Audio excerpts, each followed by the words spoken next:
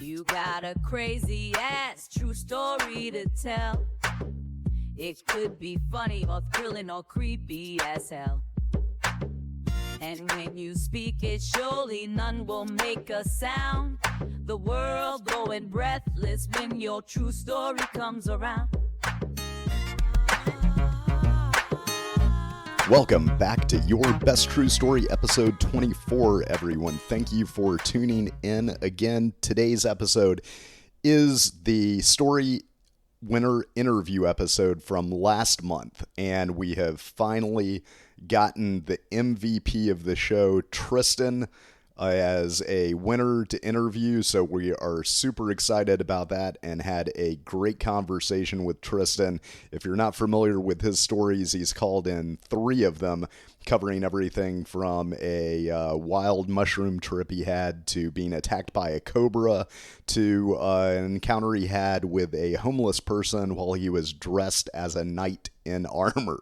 So he's got some fantastic stories, and in our interview today goes into a little bit more detail about those stories, as well as some other interesting aspects about his life. And so we're about to get into that interview, and I apologize because we are reaching the end of the month and we're not actually going to make a second story call-in episode before the end of the month. So that's a good thing for the people that have submitted a call on episode 23, because there's less competition, only 4 calls if you want to vote on who the winner of those stories are. And but next month we should be back with 2 shows. Unfortunately, right at the end of the month here, we were hit with a lot of scheduling challenges, including literally a hurricane coming through over the past few days. So that's kind of derailed a lot of stuff, and we'll get back on track and have the next story episode released probably in about the next week to 10 days or so. So in the meantime, please enjoy this interview with Tristen, who also, I'll point out, has made the extremely gracious choice to forego the $250 prize money, monthly prize money from the story vote, and is actually instructed us to donate it to the ASPCA, which is a nonprofit charity that helps protect animals. And so that is a fantastic move by Tristen. We appreciate him doing that, and we're calling that the Tristen precedent from now on. So if you end up winning the monthly story vote, feel free to donate it to a worthy cause, or just keep the money if you can use it as well. Either way works. So without further ado, and with more apologies for not having a second story episode this month, but do tune in about a week because we should have another one out. Without further ado, here is Tristen. All right, Tristen, welcome to Your Best True Story podcast. How you doing, brother? I'm doing pretty good. This is technically my Sunday. Your what? I work my Sunday. Oh, okay. Oh, nice. So yeah, you had the day off. Yeah, Tuesday through Saturday for me. Yeah, that's that. Do you still bartend or? Actually, I repair watches, of all things. Interesting. Huh. Yeah. Dude, that's like I work in the precise. jeweler shops, and I do watch repair. Oh, that is very interesting. How did you get into that? Technical. Yeah. I'm considered a novice horologist. Jim was a horologist. I don't know how to say the word. It's a wild word. It's really old. Yeah. Yeah, Freddie, I was a different kind of horologist. It's not Jim the same sort of horology. Jim studied horology nightly for many years. That was a different certification process. So how did you get into that? I noticed, and well, one thing before we maybe get into that, just to kind of refresh any of the listeners, if they've missed any of your prior stories that you've called in, to give an overview. So Tristen, I've already declared you MVP of the show for your you've called in the most stories, and all of them have been awesome. You've called in 3 stories. So, but if anybody wants to go back in the show, look through the episodes, I've forgotten the numbers they are. I think it's like episode 13, 19, maybe 22. One, you had an awesome story about the time that you took a heroic dosage of shrooms out on the mountaintop. Another one from when you were young of getting attacked by a cobra. And then the last one, which has actually brought you to us today, that you won for last month, was your fantastic story about you rescuing your dog that was in an altercation with a homeless person. I never thought I'd tell that story in public, much less online, but I was like, yeah, it's been a while. And yeah. Well, they're all great stories, but I noticed a theme with you saying that you repair watches now, because in that last story that you won for, you mentioned the SCA, which I looked up, the Society for Creative Anachronism, I think. Perfect. And so you seem like, and even though this is not a video podcast, you definitely seem like you've got a little bit of the Middle Ages in you. Are you, with the watchmaking and the SCA and the armored battles, do you feel a calling to go back to the Middle Ages, or is that kind of the old stuff draws you in? It definitely draws me in, but listen, we have it really good nowadays. We lost kids in winter back then. All right. Yeah. Germs were demons, and it was fucking rough for the most part. Yeah. But yeah, I enjoy the modern, accoutrements. Really. Yeah. Yeah. Freddie, I don't know if you got a chance to look up what the SCA is actually. When I checked out the website, I definitely want to hear more from Tristen about this, because it's pretty damn fascinating. So you've seen people that do like reenactment stuff for different time periods, but I think this is one step further. They actually have like training for knights armored battles, and it looked like jousting tournament, but I think it seems like it's a step more. It's not like dinner theater. They're really fighting each other. Yeah, so I think it's a weapons sport. Have you seen the MMA with the night gear on? So that's a different group. Those guys are called ACL. It's the Armored Combat League. That's like the most extreme version of what I do, essentially. And they, that's essentially what it is. It's armored combat, but punching, kicking, grappling, full contact weapons, the whole jazz. And what I do is a bit different. I think I've maybe seen clips, but I've never watched it. It is. It's insane. They're using weapons for real, minus shivving themselves in the eye or something. But they're swinging big axes and hammers, and I mean, it looks pretty full strength. They're not really holding back. Oh yeah, no, they're hitting each other as hard as they can. Oh, give me just a sec. I'm speaking weird because I can hear myself talk. Oh, yep. You gotcha. No worries if you can. If you can correct it there, let us know. But while he's working on that, the one thing that I was going to say that is probably different, it looks like, from that one-on-one fighting is they actually seem to have full-on battles in their Freddie, where they meet out in a field. Yeah. Oh, okay. So there's for the SCA, they have there we go. Armies or okay. I believe armies. So they have events, a few different events throughout the year. I haven't been to one of them yet. I'm still relatively new to that group comparatively, because most of the people I've met who are in the group have been in it at least a decade, sometimes more. And so I just haven't made it out to any of the events because they're pretty far, some of them. But they'll go and they'll have like this big camp, and it's a big event where they'll have like a Renaissance festival, essentially. Like everybody will set up a camp. There'll be like vendors and stuff, and then there will be these big scheduled battles, and that's what he's talking about. You'll have like hundreds of people on each side. They'll do different like melee practices, different combat formations, like gates. Like they'll set up an actual physical gate that the defenders have to push through the gate. They've got like the what do they call them? The trebuchets, or the catapults?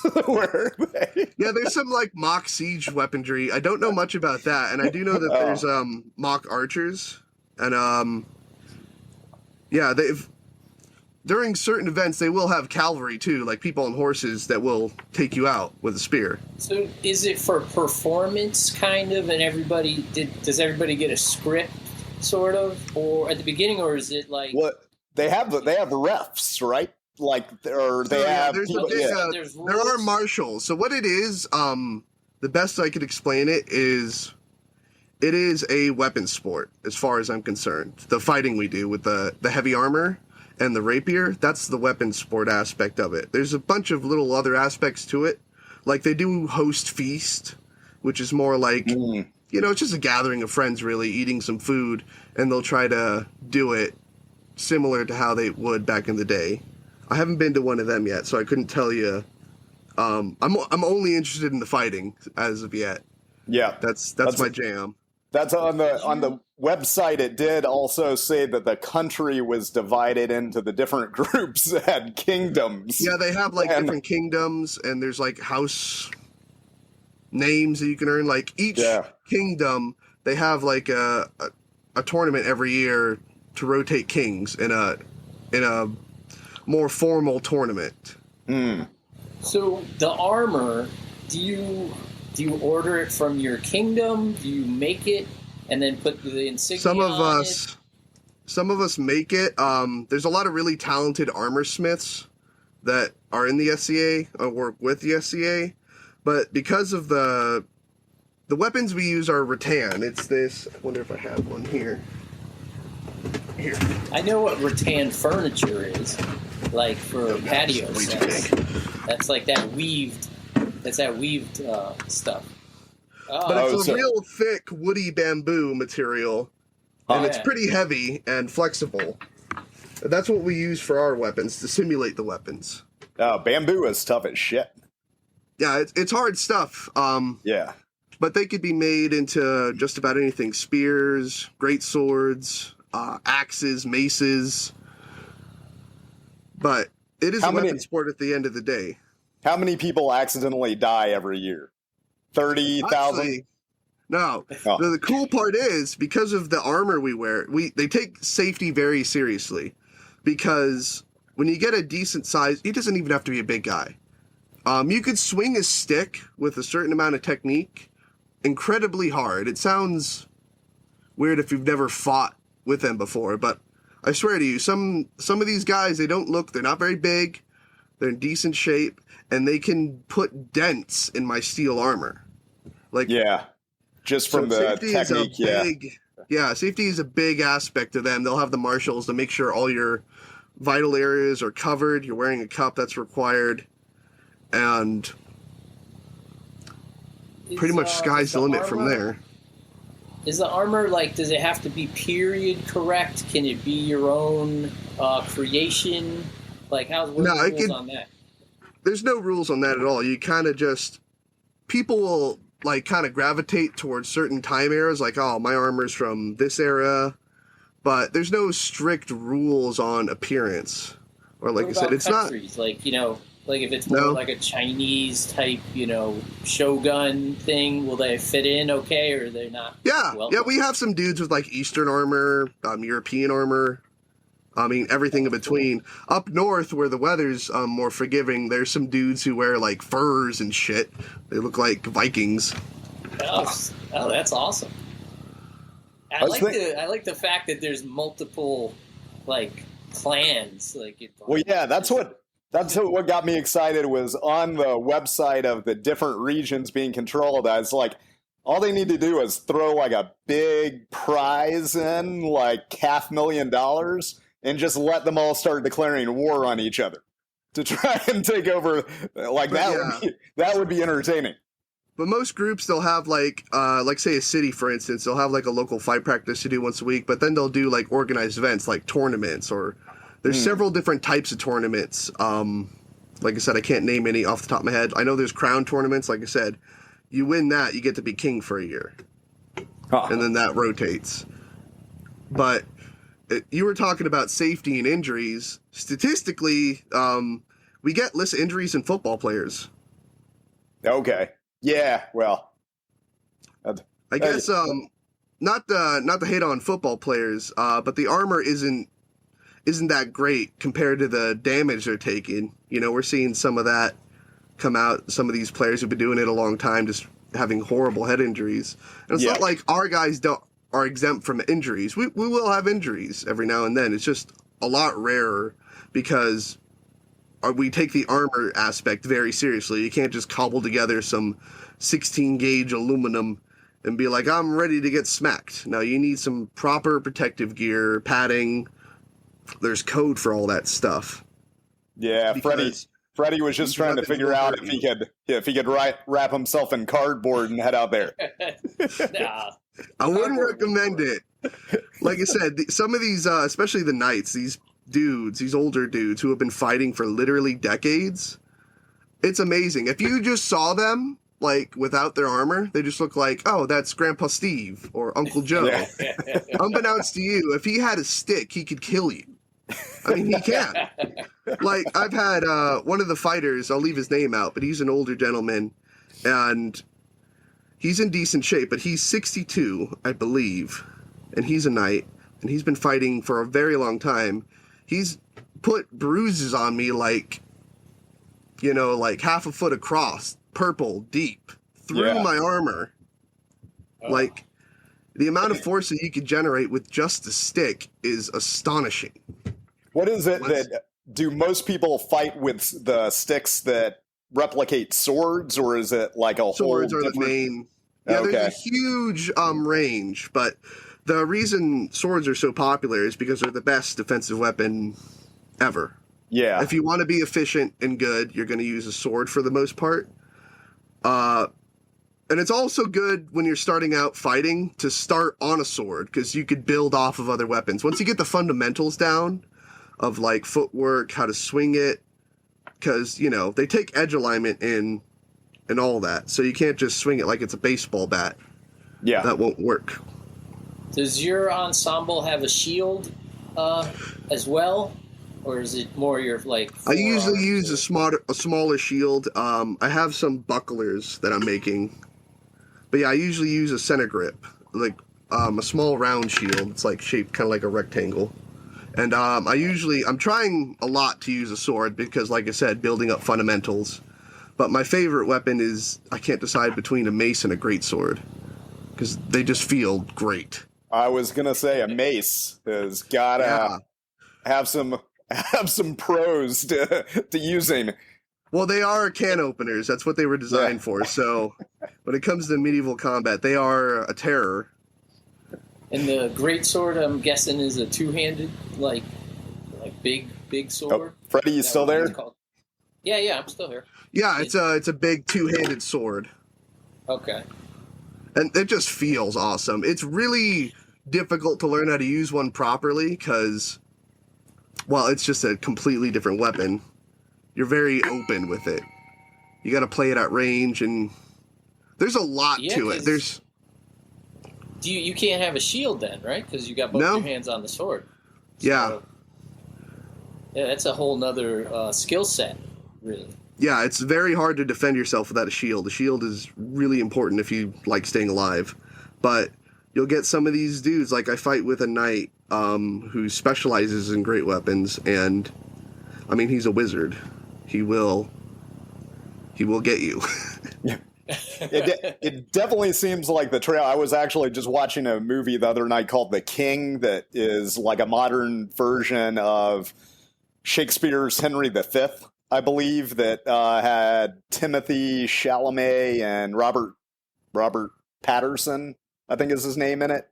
But the thing that I liked about it was it was super realistic on the armored combat of how difficult, like that, the climax scene basically hinges on the fact that Robert Patterson's character starts slipping in the mud with the armor on, and he can't even get traction because it's too heavy, and he keeps on hitting the ground.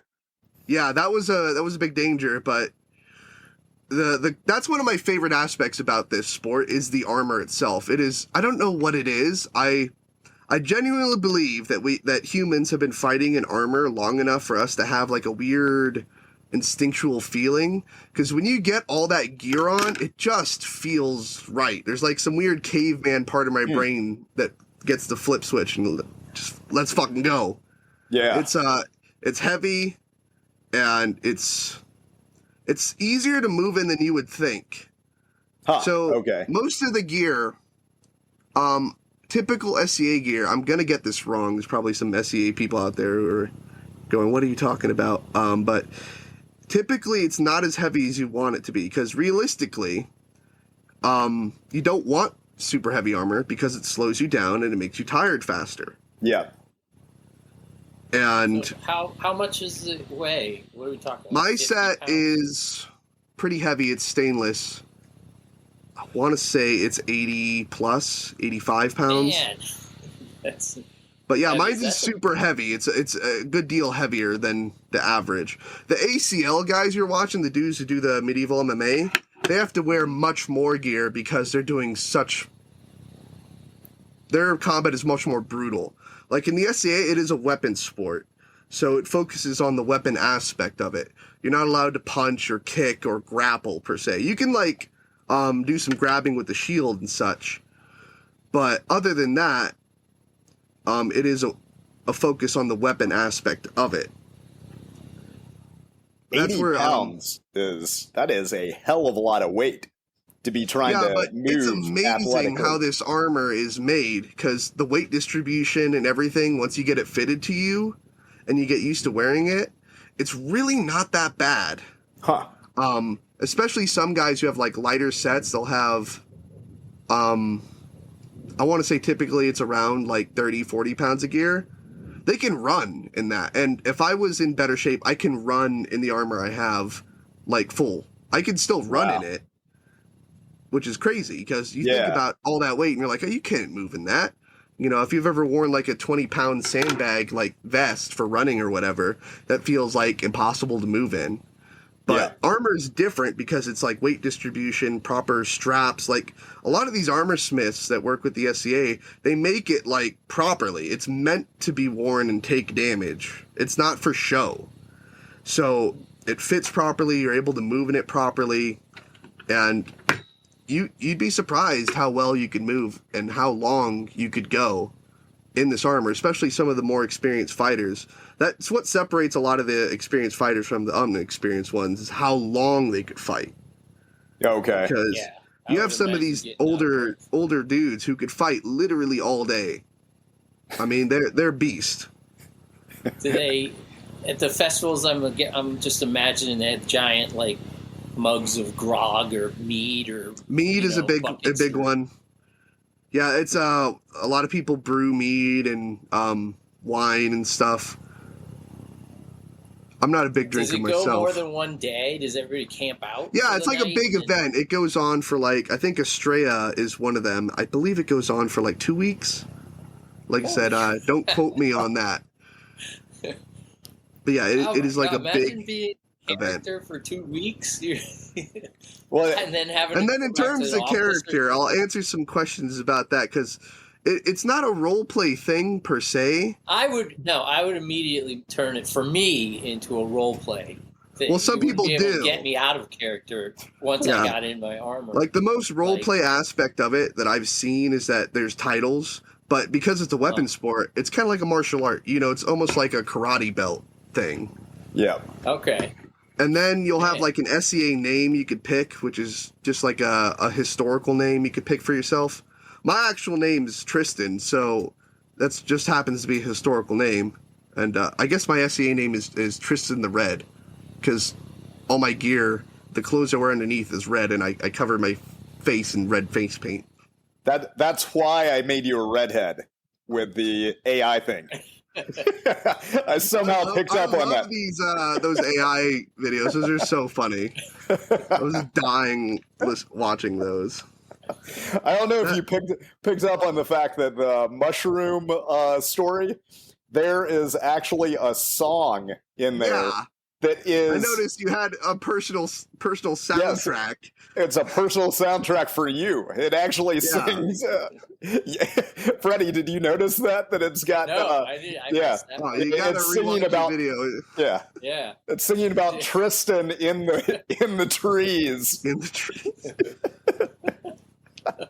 AI is amazing. You just give it a few ideas. It's so fun. Yeah, it's perfect for that kind of.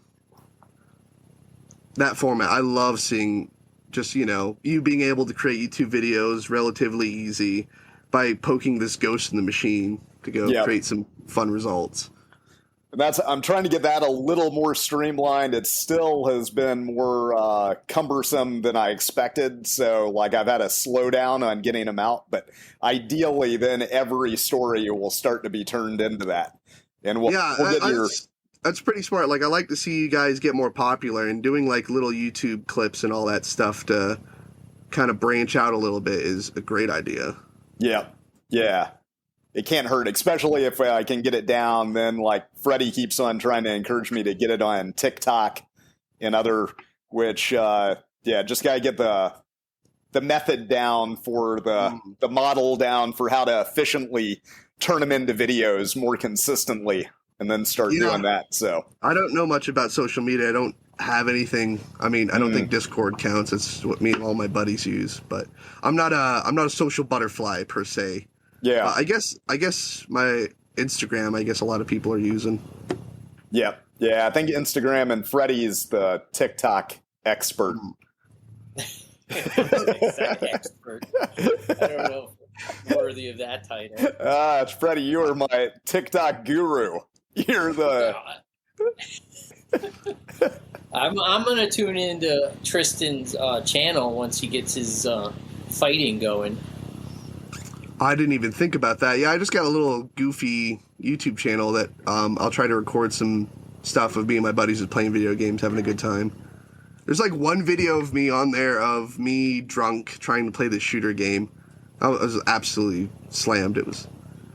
It's a good I'm excited to see the armor, and when you finally get to go to this festival and going to some of the warriors would be cool. Nemesis, the guy from the other kingdom. There's got to be one. Right. I think we need to figure out a way to back Tristen to become king.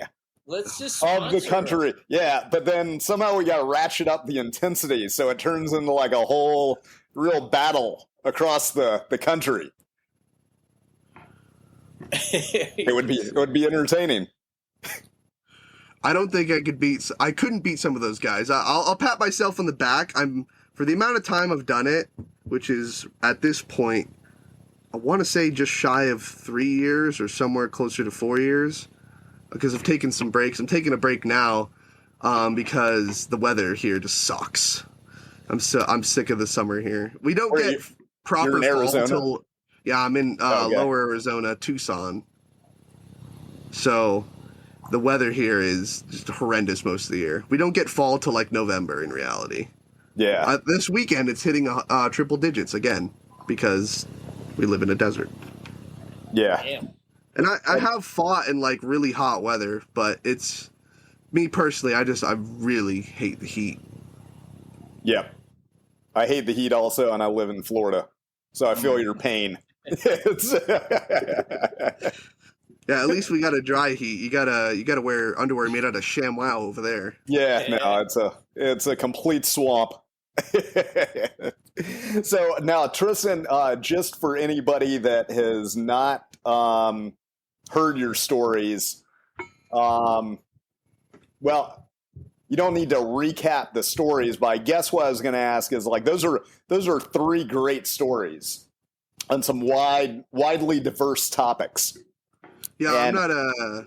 Oh, go ahead. Sorry. Well, I was going to say, I think you've got to have some more, don't you? that you're just hiding from us, or? Possibly, yeah. Smaller things. I'm only 25, and I've just some wild shit has happened to me for some reason. I've been around a little bit. 25 is a good age. That means you still got another 10 years of stories to be occurring. So you just got to start incorporating the mushrooms with the sword fighting. I think that is the. Oh, fuck, that would be so bad. Yeah, I think what it is my body's defense mechanisms are just too high, and when they detect poison in my system, it goes, nah, we're going to fight this with everything we got. Yeah. Because I've done mushrooms twice now. That was the first time, me up on the mountain. God, that was a fucking horrible idea. How did you pick the amount that you were going to do? Did you kind of gauge it? I knew that was way too much. Like, I knew it was a bad idea, and everybody I talked to said, don't do this. And the dealer, the guy I talked to, gave me the mushrooms. He didn't know I was going to eat them all. I didn't know I was going to eat them all. So at first I was just going to try a little bit. And the amount was bad. Like, a quarter ounce is way, way too much. But I can't stress this enough. The strain that this man gave me, I worked at the local bar at the time, so he gave me a deal on this strain. And he told me, like I said, I don't know much about mushrooms, that it's a roughly 6 to 7 times more potent than the standard strain. And so that's where I really fucked up, because I ate way too much already, but the strain was also very potent. And it was... So there was a round 2, though, after that story. Well, okay, so the second time I tried mushroom gummies. That were, I found these, I don't know if I'm allowed to say brands on this. Sure. Road Trip Gummies. They're all natural mushroom gummies that are legal in all 50 states. And they work, but I don't know what it is about my mind. It's like either I want to dive into it full force, or I don't want to mess with it. And they come in packages of 8. And I ate all 8. What, 16 or 24? How many? No. I ate all 8, and they were incredibly potent. They weren't nearly as strong as the mushrooms, but that amount of potency on the mountain is going to be hard to match. And you should never match that. Don't do that. How did you set yourself up this time? Did you lock yourself in a room with these? So I live in a trailer in a junkyard, and I locked the trailer door. Because I kept hearing stories about, colors are more vibrant, music sounds better. And I was like, I just want to, get some of that. Because maybe the first time was definitely too much. Maybe it was just a bad batch. Or it wasn't a bad batch. They were good quality. But, like I said, way too much. So I ate all of them, and they kicked in immediately. 20 minutes, I was fucking rolling. I was playing Halo, and I was staring up at the sun in game for 15 minutes, holy shit. And then from there, it just nosedive into agony again. Again? just pain. I don't know what it is. The only way I could describe you start screaming again like the last time? No, it wasn't that bad. It wasn't nearly as bad, but I can only describe it as psychic damage. It's not physical hurt. Nothing on me is hurting physically.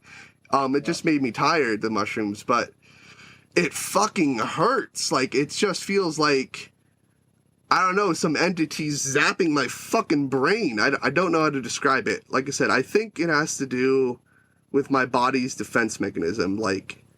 I'm just fighting it. I will never stop fighting it, and I think that's where things go wrong with them. Did you, just out of curiosity, because I've done mushrooms a few times, and one of the larger dosages I did, which was pretty crazy experience of when it was sort of peaking, I got did you see any geometric patterns?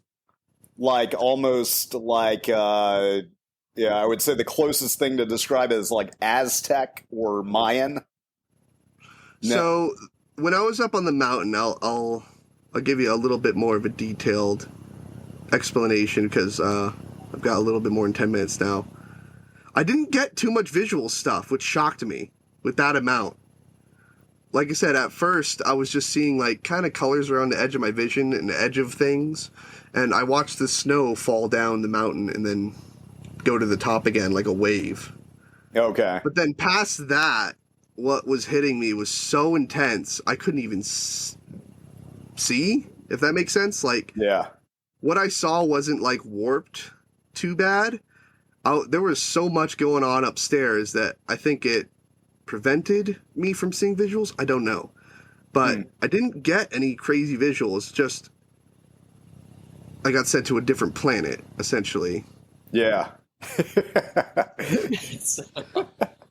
Yeah, it was beyond horrible. I wouldn't wish it on my worst enemy. Well, I'm not afraid to say it on air, but my worst fear is losing my memory, like losing who I am, everything I've learned, and that happened. Yeah. So you were so floating in this area where you couldn't see, but you were... Nope, I was there physically on the ground. But you completely... I think that's what they call ego annihilation. Absolutely. Maybe. Yeah, I've heard of ego death. Yeah. I don't necessarily understand it, but maybe that's what happened. But I'm laying there, and I can't move because my equilibrium's gone. I can't even stand. And it's just unending agony and pressure. Like I said, I think I talked to one of my stepsisters. She happens to be a nurse, and she said I might have been having a seizure because I was describing like this full body like cramp where I was like convulsing. And she says that she doesn't know for sure, but it sounds like I might have been seizing a little bit. Well, I had but again, the largest dose I did was, I think, like 4 grams, which is, I did the math, is way less than what you took. But like 4 grams is enough to definitely get you to trip pretty hard. And with that, I didn't have, it didn't seem as prolonged or as painful as what you described, but I definitely did have a brief period where I almost went through, it felt like having electric shocks kind of, and like my body was seizing up a little bit. So that could be, it could be a sort of common part of it. Maybe. Yeah, I'm not sure. Like, once I looked down after biting into the can and I saw blood pouring out of my mouth, I think that's when things started to go bad. Because it was so unbelievably intense. It was literally like an atom bomb. Freddie, if you saw the video, the AI video, one of the scenes, AI Tristen is carrying a bag of mushrooms that is as large as a hefty bag. And I think that was accurate. That was it was a lot. The one in the room, so it just went well? Or it was okay? It was like... No, it fucking sucked. I got lucky because when I was on the mountain, it lasted 13 hours. And then when I started to lose myself, perception of time started to slip. And that was all that was and all that will ever be. So it lasted way, way longer in my head on the mountain. That was part of the torturous part. That was one part that was not cool. So you just re-tortured yourself in the room again. I was fucking... Luckily, these gummies only lasted 4 hours. Thank fuck. Because for 3 hours, it was just agony. I was like, this fucking sucks. Maybe I'll try to sleep it off. Nope, that didn't work. I got a decent amount of visuals on the gummies, comparatively, for some reason. Well, Tristen, I'll recommend what I did, the largest dosage that I took, which was a very cool experience. So I'd suggest maybe taking less and trying this technique is I blindfolded. I was just at home, blindfolded myself. So you're in visually pretty much darkness, and put on headphones that, if you've never heard of the term, I think they call them Icaros, which are the South American shamans that conduct ayahuasca ceremonies. I've heard of them. Yeah, they sing these, and you can find them on Spotify or wherever. I made a playlist of like 90 minutes long of the shamans singing. Listen to that blindfolded, and it was a pretty awesome experience. Very hard, but it was all positive and interesting. I missed all that. Yeah. I don't know what it is. It's like I'm proud of how I handled it on the mountain for as long as I did, because if I could, like I don't see very positive things about myself often, but if I could say one thing about myself is that for whatever reason, I'm tough. I've got gravel in my guts that I got to spit in my eye, and I fought those fucking mushrooms for a while before I lost. I lost. There was no win in that battle, but I fought like a son of a bitch. I think I told myself, persevere, like 100 times, like, fucking let's go. I'm all laying on the ground, just all fucked up. So once you submitted, was it calm and like... No, it was agony. More agony. It was absolute, a bottomless pit of agony. It hurt. It was, I can't even describe it. It was the worst thing. Like I said, I wouldn't wish that on my worst enemy. I'm so surprised you went back for round 2. I know. It was a fucking horrible idea. Tristan, probably if he took like a normal dosage of mushrooms, then I wouldn't feel anything. You'd just be like, I might try microdosing, but I'm wary of them as of now, because whoever said third time's a charm can go fuck themselves. I'm not doing that again.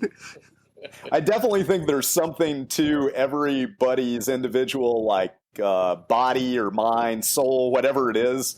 It matches up better to certain things. Like I am way more compatible with mushrooms than weed. I have had worse experiences on weed than mushrooms. So, like, I mean, believe that. Like my buddy, he'll smoke weed and he'll get all paranoid. And he just has a terrible time. I'd never have smoked weed or done anything. That's the only substance I've ever done. I mean, the worst thing I've done besides that is mix pop rock and soda. Like, Man, I'm pretty fucking boring comparatively. Huh? You just let me just go from doing nothing to, hey, that's a mountain over there. Yeah, because I don't want to do none of that addictive chemical bullshit. Like, I wanted to try something that was all natural, that was safe. Technically, they're safe if you do it right. I was really dumb to do that. I mean, I could have died easily twice over, because, like I said, I was in the middle of nowhere. If I had fallen off of that cliff or broken my leg, nobody would have found me. Yeah. And then I drove home still high on an icy road somehow. Yeah, I mean, pretty crazy. I'll tell you a little bit. I didn't get the details in due to the time limit, but when I got in my car, all my memories started to sort of flood back.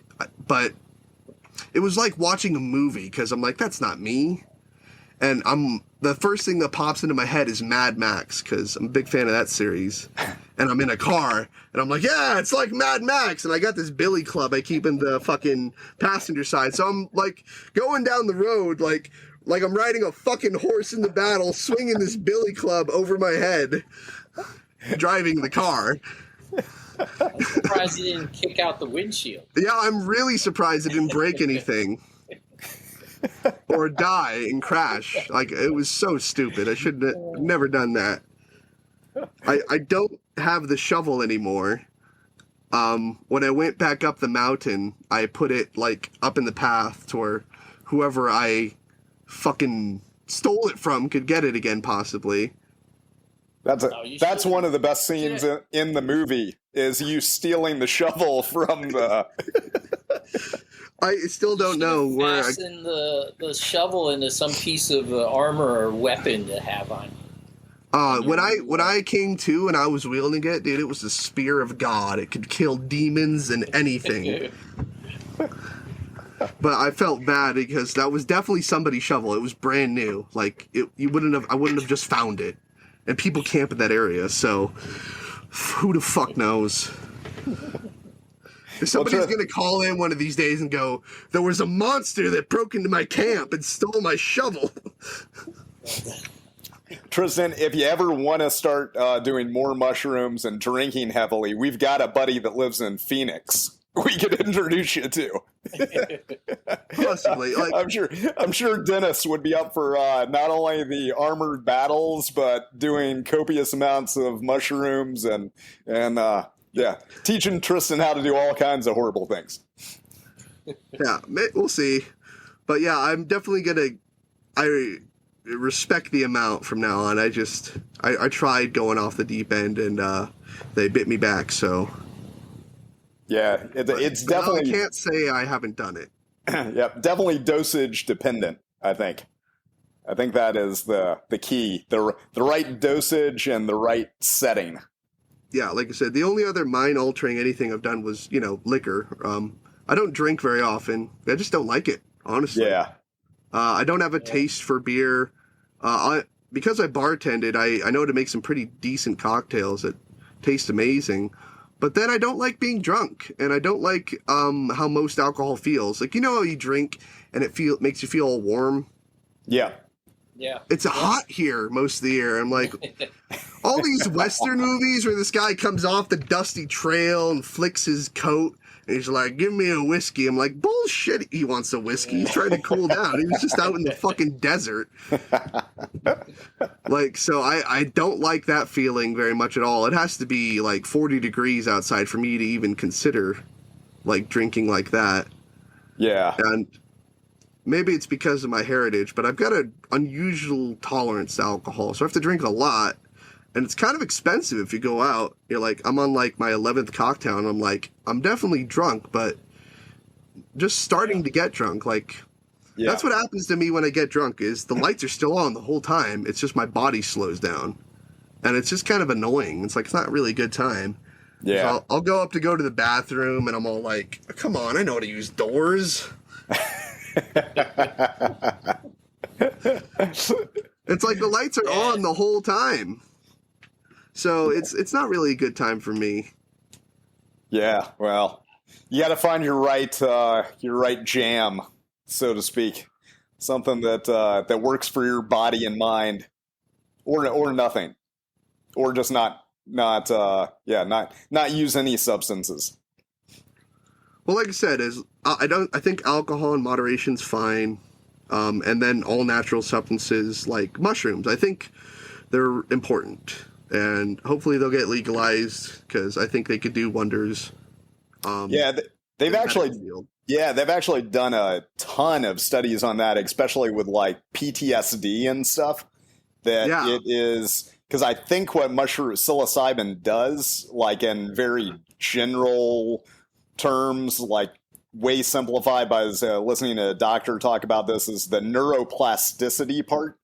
Like is radically enhanced while you're on mushrooms and for a little bit after that. So it's basically like supposedly if you've got PTSD and you're traumatized by a certain event and you've got those grooves in your mind thinking about that and being re-traumatized, the shrooms will actually soften that up where you can readjust that, but you've got to use it kind of where you're proactively trying to do that and not just, Yeah, and then once they get legalized, more people will be more open about like releasing studies they found, and you'll get people like mixing concoctions and tinctures that, are not for like, they're for medicinal purposes. Like, it's not going to make you trip balls. It's going to help like regulate your brain, all that stuff really needs, because, a lot of people aren't doing too hot mentally. Oh yeah, could definitely help if I think it's only legal in where's it legal in Oregon right now, or it's Washington or Oregon, I believe. Yeah. But because don't do what I do to solve the problem, your mental problems. That was a horrible idea, but it did help at the end of the day. It sounds wild, but. Yeah, like I said, I just was really unsatisfied with my living situation. I was a bit depressed. And once I realized, once I got opened up to the cosmic horror of mental pain, like physical pain is nothing has nothing on psychological damage and pain. Yeah. Like, I'd rather go through egregious physical torture than some of the stuff that happened on the mountain. Oh, easily. And I think it's pretty brutal, but like I said, the catharsis after I survived that was like, I survived literally my worst nightmare. Like, what else can you do to me? Yeah. I'm like invincible. Like 500 years to you. Yeah, it lasted a really, really long time. And I was just sitting there after the screaming, couldn't move, and I'd stare at certain parts of the wilderness, thinking that was something that was going to jump out of the bushes and come rip me apart. And I couldn't do anything about it for hours. Man. And I wasn't there. That's after that's after the mushrooms took away who I was, because I wasn't there anymore. Everything I knew was gone. Freddie, you see, everything is rosy compared to that. So that's that's the bar. Yeah, fucking. This is great. Exactly. Plus, with your knight armor set, in case we do have the collapse of society, you're like one step ahead of everybody else. Just got to throw on your gear, and you're ready for that. Unfortunately, it's not bulletproof. That's a big factor. I'll be the guy they send to make a lot of noise and like really draw the fire while they do some of the work. I'll be running around like the fucking Tin Man. Door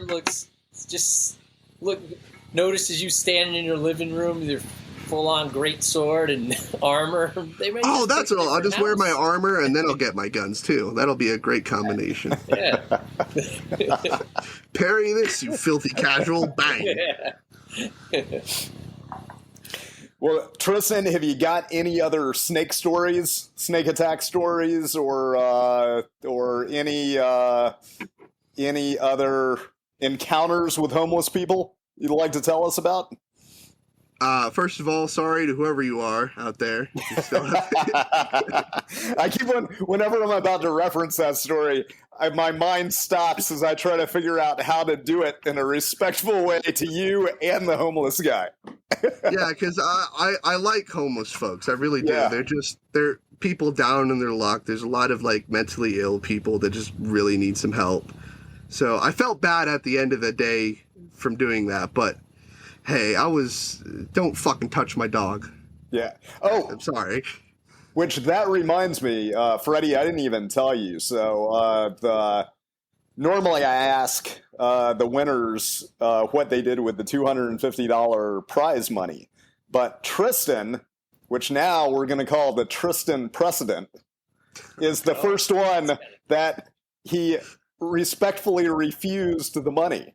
And we decided between me and him to give it to the ASPCA, the American Society to Prevent Cruelty to Animals. So we're going to be donating the $250 Tristen's winnings to them. So that's amazing. Yeah. I was wondering why you didn't start the show off that way, because you always do. Yeah, that's so Tristen. The Tristen precedent has been set. So future winners, don't be the one you selfish sons of bitches. Don't be the ones that take the money.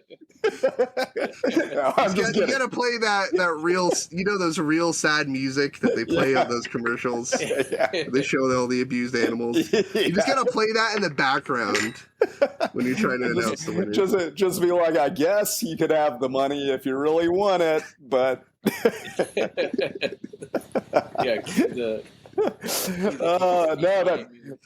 that's awesome though, man. That's cool that we're gonna give it to charity and do something good with it. So and that's before we wrap up, because we're almost at getting close to an hour. Is there any other stories you want to tell, or any social media that I know you said you didn't have it much. Is there anything you want to promote, anything like that, or get the word out on? The word is, don't eat a quarter ounce of mushrooms. Bad idea. And Yeah, I'll tell you a quick story. I almost got sprayed by a fucking skunk a few days ago. It sounds good. I live on the corner of the desert. I just deal with a lot of weird wildlife, especially bugs. There's a lot of big fucking insects here. And, so, long story short, my mother was down and she was visiting, and she has these 2 Shih Tzus. They're good dogs. One of them is black and white, and he's a decent size for a Shih Tzu. And it's dark out, and they go rushing out of the trailer, and my mother just, what are they on? And then she starts screaming, Tristen, grab the dogs! And I'm like, fuck, they got into a snake or something. So I walk out, and it's pitch black. And I'm looking for, one of the dogs, and I see this thing that's black and white, and I'm like, that's the dog Charlie. So I start to rush towards it, and then the fucking tail lifts up, and I'm like, oh, fuck, that's a skunk. And I was literally seconds away from getting just doused of skunk spunk. And I would have been so sad because I was wearing my coat, and I would have had to burn that. Yeah, because that stuff, I had a neighbor whose dog got into a skunk once. That dog stunk, I swear it was for weeks. Yeah. That stuff does not come off. Yeah, it's a horrific substance. I mean, I hit one with my car when I was living up in Nevada, and I took it immediately to the car wash, ran through it twice, and the smell still lingered for like a month. Yeah. That's crazy. That's what you need to douse. You need to cover your armor in skunk scent. No. Yeah, I don't know how it got in. I've never even seen one of them here. They're pretty elusive, but it was a desert spotted skunk, I believe. And it was like almost the exact same size as the dog. So I thought it was a dog. Like, I was 3 feet. I was like right there about to grab it because I thought it was the dog, and that tail lifted up, and I was like, awesome if you brought the skunk back with the other dog. Just run in the trailer, shut the door, and look down, and it's a skunk in my arms. Well, thank you very much, Tristen. We definitely appreciate you coming on the show. This is awesome. It's great to finally meet you in person. Yeah, and definitely the idea with the show is eventually, as we build the audience, we're hoping to do occasionally a live thing and get some people on telling stories and everything, maybe on YouTube.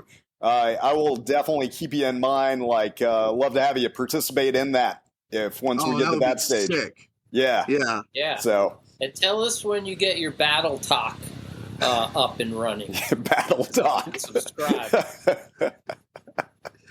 You could try to talk shit while you're fighting somebody, but that's one aspect about it that I like is there's no nonsense involved. It's reality hitting you in the face. That's what I'm waiting to watch. That's what I'm saying. Yeah, I could definitely record myself. There's no reason I couldn't. Yeah. Well, yeah. Hell, I don't know.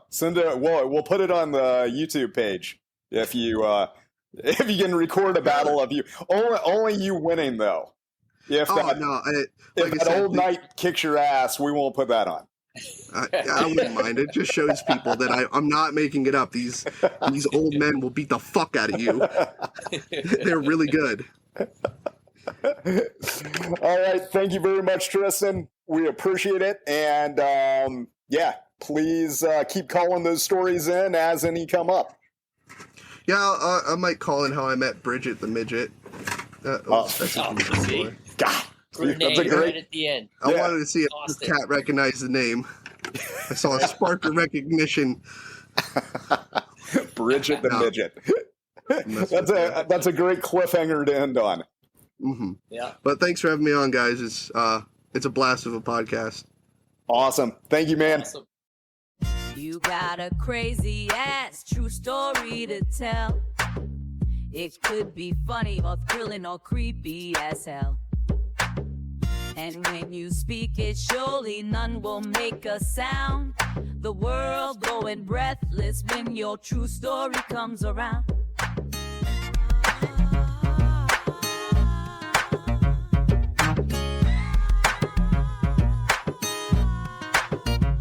And now I'm gonna give A little word to the wise. The best stories we hear contain a little lies. And of course you should know, since stories ain't the same, don't blame us if yours about your grandma's cookies is lame.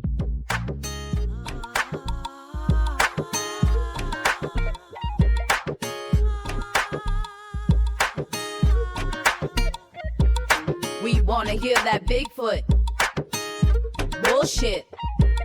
We wanna hear that crazy spaceship. The only way you'll ever win a buck is to make damn sure now your story don't suck. We love hearing werewolf funk. So y'all, instead of giving us a yawn, why not tell us about that werewolf on your lawn? And when you speak it, surely none will make a sound. The world going breathless when your true story comes around. Oh, the werewolf funk.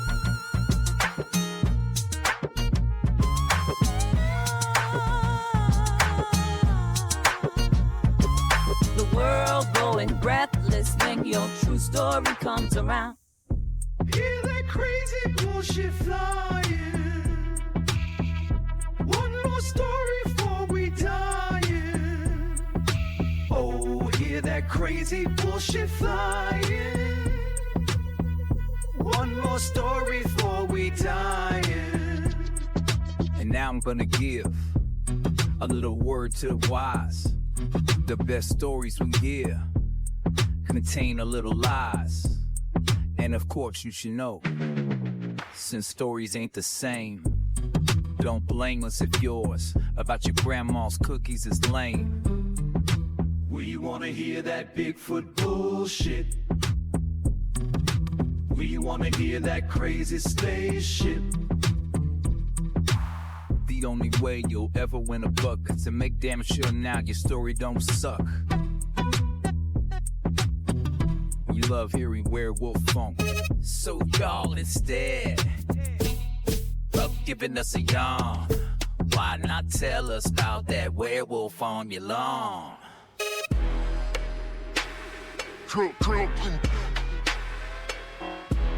Go ahead and tell us that Bigfoot shit right now.